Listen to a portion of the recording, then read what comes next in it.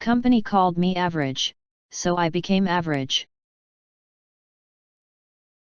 So, this isn't malicious compliance in the exact sense of the word, but pretty much the same effect. I, 26 male, started my first job after college 3.5 years ago. I was hired with a group of 25 people. I used to run a lot of clubs in college and had this "I need to finish my job as best as I possibly can" attitude when I first joined. I was good at what I did and put in considerably more work than other people who joined with me. Another huge motivation behind this was that since the initial pay wasn't good enough, I wanted to impress with my work and get a really good raise at the end of the year. So throughout the year, I kept working late hours, stayed at the office for 10+ hours on a regular. The way our work dynamic was, I was the only one under my manager and we were both supposed to share the work on the projects. And slowly and steadily my manager started noticing I'm taking up extra stuff and he started offloading his work onto me too. Now I was essentially doing my own job and half of his job as well, and had reduced the time it took to do those things by at least 40%. I was stressed and overworked but was getting exceptional weekly ratings, so I felt it was worth it. How naive I was.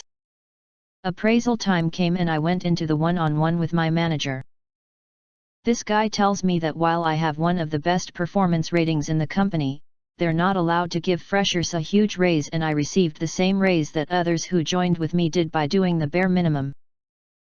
I was pissed. I told my manager that since the company has declared me average, that he should expect average performance from now on. He laughed there, thinking I was kidding. I wasn't. Next day onwards, every task that would be done in 2 hours now needs 8. Won't stay in the office for more than the agreed upon 8.5 hours. Won't finish up lunch quickly to get some more work done. Won't do any of your job for you. Oh, the client is asking for this document that I prepared in an hour. Sorry, an average person wouldn't do it in less than 4, so I'm going to keep it with me while I take the next 3 hours to figure out how to update the table of contents. It takes 3 clicks BTW.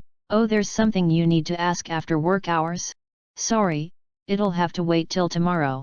Complaints started coming in quick about the delays in deliverables. Manager started spending a lot of time frustrated because he wasn't very good to begin with, and now I wasn't taking up his workload. I spent the entire year working 2 hours a day while I spent the rest of the time listening to music, browsing Reddit, and watching him struggle, left at the end of the year for a job that paid 3 times the salary.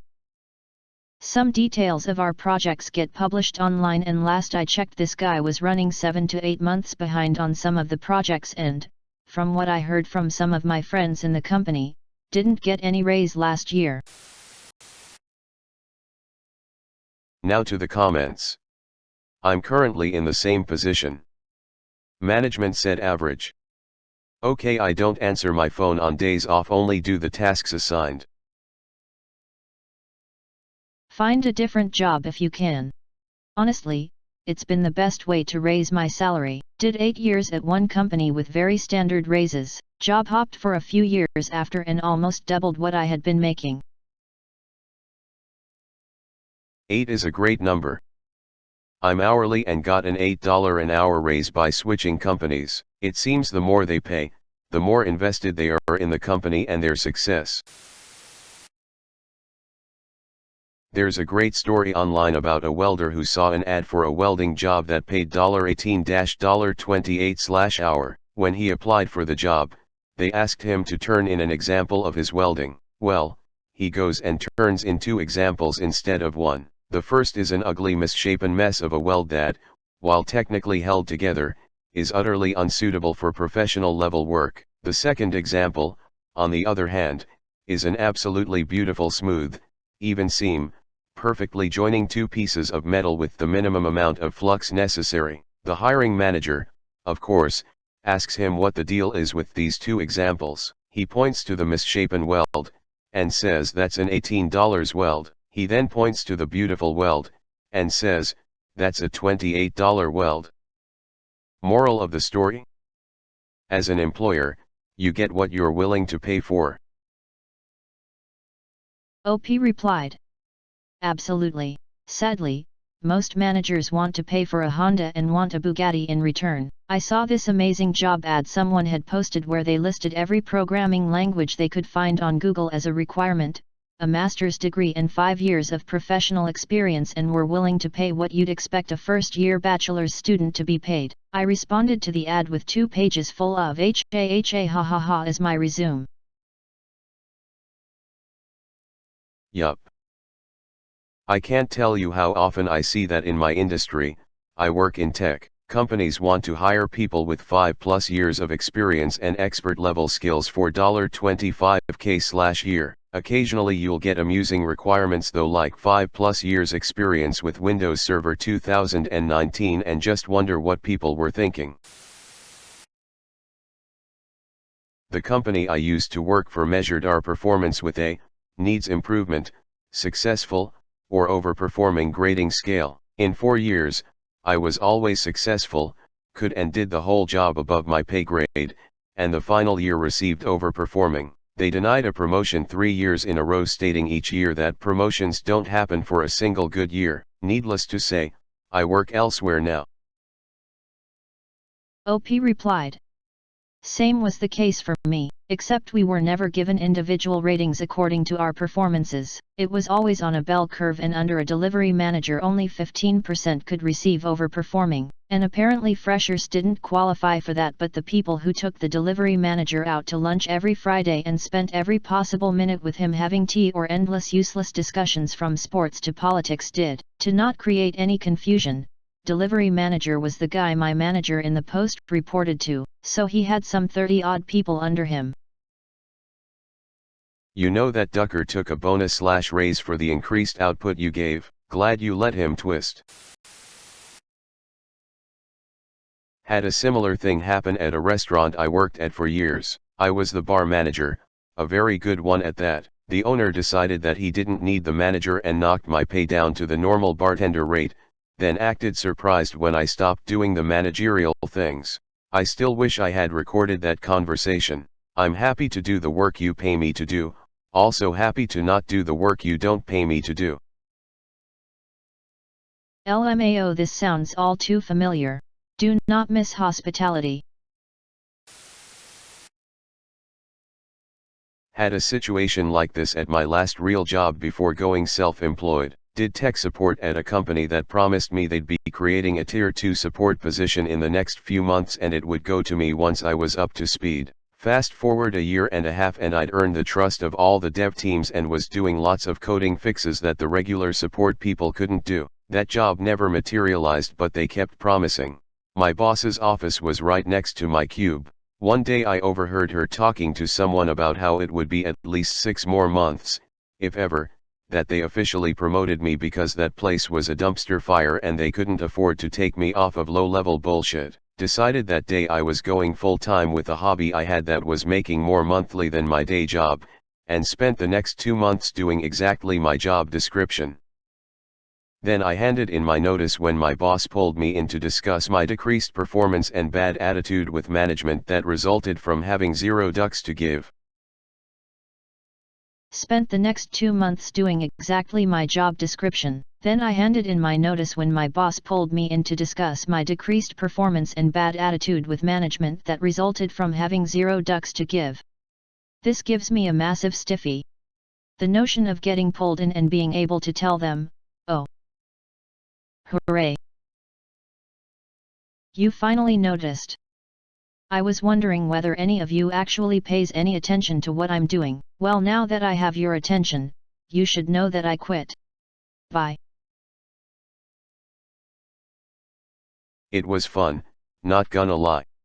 Highlights included telling the company president, who got involved micromanaging everything and always took the customer's side even when they were being unreasonable, that he'd just wasted 3 weeks and diverted a couple of dev teams to find a bug that I identified as user error within 5 minutes of getting a call. Turns out it was the user error I identified, but nobody ever called him out on those wasteful crusades before that moment. There was also the time the sales exec wanted me to change how GIFs work because it would really help a client, and I told him he'd have to invent a time machine and go back to 1986 to discuss it with CompuServe when they created the standard.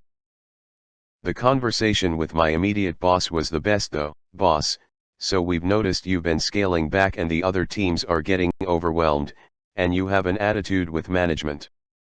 We need to work on that. Me, oh yeah, no. Please consider this my 2 weeks notice. I'm out of here.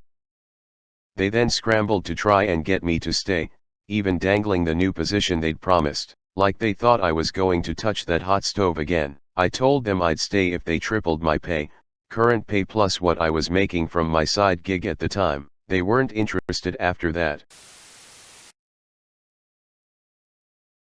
I did this exactly too. Worked for 3 YRS on hourly. 2 guys quit, I picked up the workload. They never backfilled those positions and I worked 65-70 HRS for a couple years. I make a lot of extra money, about double my regular 40 HR/WK wage.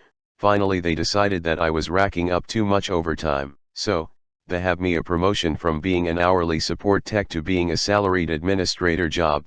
I had been doing both jobs for last 2 years. Here's the catch.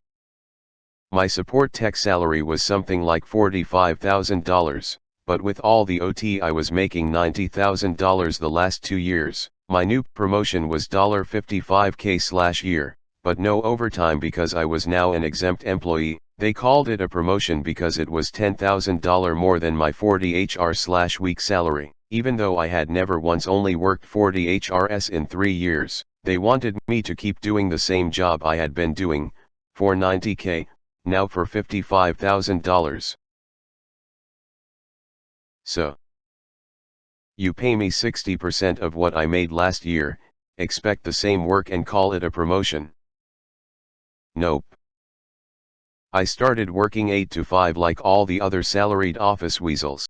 No OT, no weekends, no coming in early, no staying late. An emergency happened and I went over, then I came in late the next day. They noticed. And didn't understand why I wasn't appreciative of my promotion. I got fired. They hired 2 folks to replace me and paid one of them $55K and the other one $65K. LOL.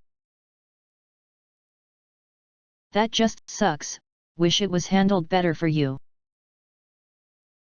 I wish they would have hired one of those 2 new guys while I was there, then I could have just worked the job they hired me for and been happy. In my second week the phone system, a brand new VoIP system, back when that was bleeding edge tech, went down once. I went and told the boss and asked who the phone guy was.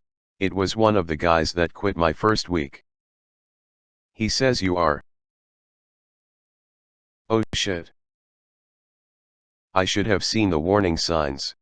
All the staff quits my first week, leaving me on my own. No one gets hired to backfill. I'm thrust into areas outside my expertise. Good to learn new things. But by the time I got whacked I was ready to go.